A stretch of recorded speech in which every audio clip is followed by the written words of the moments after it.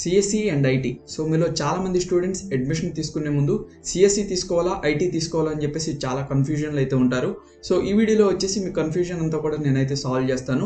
So ఈ వీడియోలో వచ్చేసి సిఎస్సికి ఐటీకి డిఫరెన్స్ ఏంటి, ఆ తర్వాత ఈ రెండింటికి సిలబస్ ఎలా ఉంటుంది, ఈ రెండింటికి బెస్ట్ కాలేజెస్ ఏంటి, సో ఈ 2 బ్రాంచెస్కి ఏమేమి కంపెనీస్ రిక్రూట్ చేసుకోవడానికి వస్తాయి, ఆ తర్వాత జాబ్ రోల్స్ ఏ విధంగా ఉంటాయి, శాలరీస్ ఏ విధంగా ఉంటాయి, సో ఇట్లాగా సిఎస్సికి ఐటీకి ఉన్న కంప్లీట్ డిఫరెన్స్ అనేది ఈ వీడియోలో మీతో షేర్ చేస్తాను.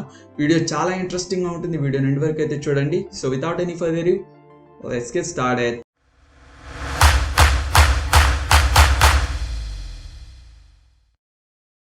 Okay friends, welcome back. So CSC and IT. So ఫస్ట్గా మనం సిఎస్సి గురించి అయితే చూసుకుందాం.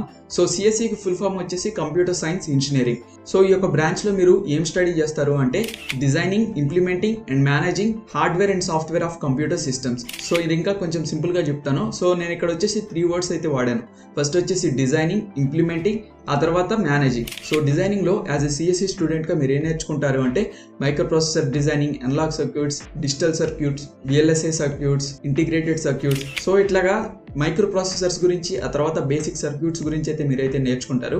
అండ్ సెకండ్గా చూసుకున్నట్లయితే ఇంప్లిమెంటింగ్ అనమాట. సో వన్స్ మీరు సర్క్యూట్స్ని డిజైన్ చేసిన తర్వాత అది ఎందులో ఒక దాంట్లో ఇంప్లిమెంట్ చేయాలి కదా. So you will implement in computers, smart phones, robots, network devices. So ఇట్లాగా వేరియస్ థింగ్స్ మీద అయితే మీరైతే వాటిని అయితే ఇంప్లిమెంట్ చేస్తారు. సో ఇంప్లిమెంట్ చేసిన తర్వాత మీరు వాటిని మేనేజ్ చేయాలి కదా. సో మీరు ఎలా మేనేజ్ చేస్తారు అంటే through web development, software development, artificial intelligence and machine learning. So ఇట్లాగా వేరియస్ ప్రోగ్రామ్స్ రాసి వాటిని అయితే మీరైతే మేనేజ్ చేస్తారు అనమాట. సో సిఎస్సి గురించి మీకు ఒక బేసిక్ ఐడియా అయితే వచ్చింది అనుకుంటున్నాను. అండ్ నెక్స్ట్ చూసుకున్నట్లయితే ఐటీ. సో ఐటీకి ఫుల్ ఫామ్ వచ్చేసి ఇన్ఫర్మేషన్ టెక్నాలజీ. సో ఈ యొక్క ఇన్ఫర్మేషన్ టెక్నాలజీలో ఏంటంటే మీరు కంప్లీట్గా ఇన్ఫర్మేషన్కి సంబంధించిన స్టడీ అనేది మీరు ఈ యొక్క బ్రాంచ్లో అయితే మీరైతే చేస్తారు. లైక్ ఇన్ఫర్మేషన్ని ఎలా క్రియేట్ చేయాలి, ఇన్ఫర్మేషన్ ఎలా సేవ్ చేయాలి, ఇన్ఫర్మేషన్ ఎలా ప్రాసెస్ చేయాలి, ఇన్ఫర్మేషన్ ఎలా ట్రాన్స్మిట్ చేయాలి, ఇన్ఫర్మేషన్ ఎలాగ సేఫ్ అండ్ సెక్యూర్గా ఉంచాలి. సో ఇట్లాగా ఇన్ఫర్మేషన్ రిలేటెడ్ స్టడీ అనేది ఈ యొక్క బ్రాంచ్లో అనేది చేస్తారనమాట.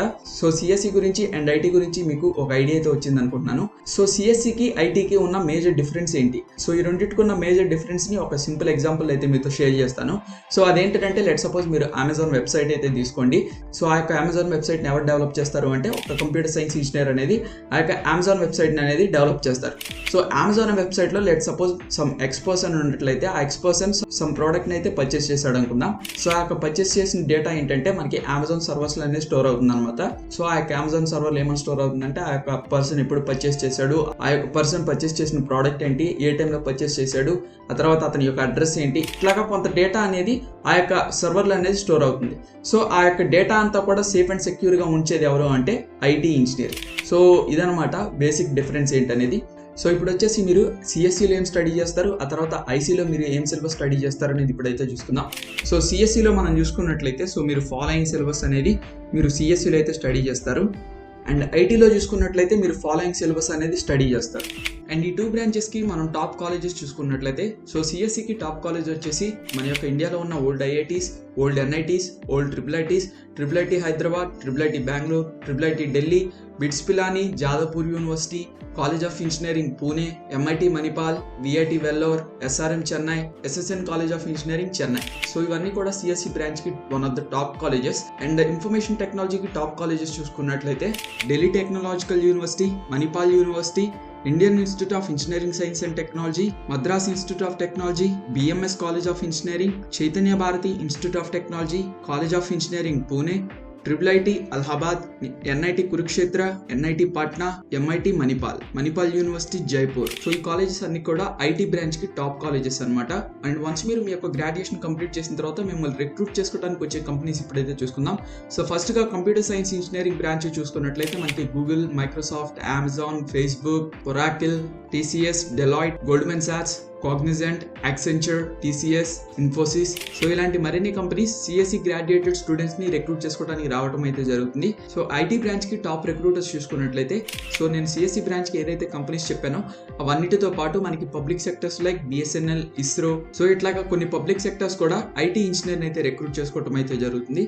అండ్ వన్స్ మీరు రిక్రూట్ అయిన తర్వాత మీ యొక్క జాబ్ రోల్స్ ఏ విధంగా ఉంటాయి అనేది ఇప్పుడైతే చూసుకుందాం.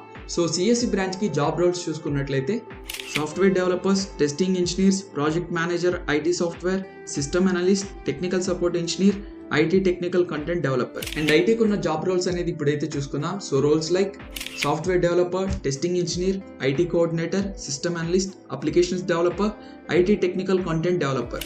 సో మీ యొక్క జాబ్ రోల్స్ వచ్చేసి ఈ విధంగా అయితే ఉంటాయి. అండ్ ఈచ్ బ్రాంచ్ కి జాబ్ సాలరీస్ ఏ విధంగా ఉంటాయి అనేది ఇప్పుడైతే చూసుకుందాం. సో మీ స్క్రీన్ అయితే చూడొచ్చు, సిఎస్సి బ్రాంచ్ కి సాఫ్ట్వేర్ ఇంజనీర్ కి యావరేజ్ సాలరీ చూసుకున్నట్లయితే 4.44 LPA, సీనియర్ సాఫ్ట్వేర్ కి 7.22 LPA, సాఫ్ట్వేర్ డెవలపర్ కి యావరేజ్ సాలరీ చూసుకున్నట్లయితే 3.96 LPA, అసోసియేట్ సాఫ్ట్వేర్ ఇంజనీర్ కి 3.23 LPA, సిస్టమ్స్ ఇంజనీర్ కి 3.47 LPA, senior software engineer developer కి 6.36 LPA, software engineer or developer or program కి average salary చూసుకున్నట్లయితే 4.48 LPA. And IT engineer కి job salaries చూసుకున్నట్లయితే మీ యొక్క ఎక్స్పీరియన్స్ బట్టి మీ యొక్క సాలరీ అనేది ఉంటుంది. సో మీకు ఎంత ఉంటుంది అనేది స్క్రీన్లో అయితే చూడొచ్చు. సో ఫైనల్గా మీరు నన్ను అడగొచ్చు, bro which course is the best? Every course has its own importance. CSC చూసుకున్నట్లయితే సిఎస్సి యొక్క ఓన్ బెనిఫిట్స్ ఉంటాయి, అలాగే ఐటీకి చూసుకున్నట్లయితే ఐటీ యొక్క ఓన్ బెనిఫిట్స్ అయితే ఉంటాయి. సో ఏ కోర్స్కి ఆ కోర్స్ యొక్క బెనిఫిట్ అయితే ఉంటుంది.